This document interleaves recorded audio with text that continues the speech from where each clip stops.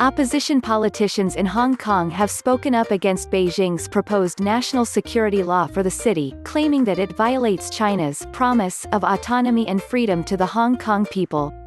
"I think we're talking from a very anxious, angry and frightened Hong Kong," said Emily Lau, a former Democratic Party member of the Hong Kong Legislative Council.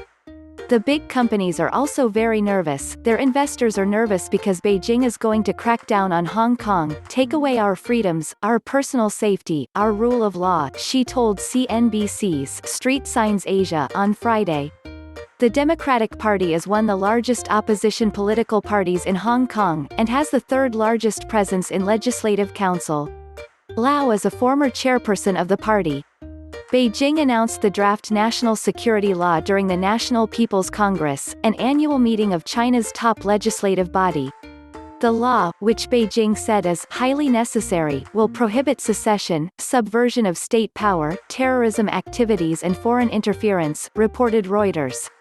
Reports of the proposed legislation sparked activist calls for a protest march on Friday, potentially renewing widespread pro-democracy demonstrations that swamped the city for much of last year, but came to a halt due to the coronavirus outbreak in the beginning of this year. Hong Kong is ruled under the "one country, two systems" policy, which gives the city self-governing power, a largely separate legal and economic framework from China, and various freedoms including limited election rights. It was a framework that was put in place for 50 years, after the former British colony returned to China in 1997. Lau said the protests are not a push for Hong Kong's independence from China. "We are not fighting for independence or the overthrow of the Communist Party with force and violence," she said. "We just want the Chinese government to keep the promise in the 1984 Sino-British Joint Declaration in which Britain handed Hong Kong over to China under one country, two systems that we can preserve our free lifestyle until 2047, she added. That sentiment is shared by many other politicians and activists.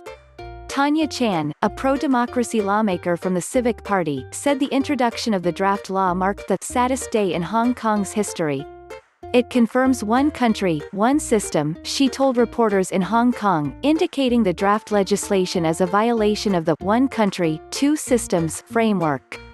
CNBC reached out to the Chinese government for comment on the politician's remarks but has yet to hear back. No one knows for sure what will happen at the end of the 50 years, when the policy is expected to cease in 2047, but Hong Kong's leader Carrie Lam had previously said the one country, two systems policy could continue beyond the initial 50 years.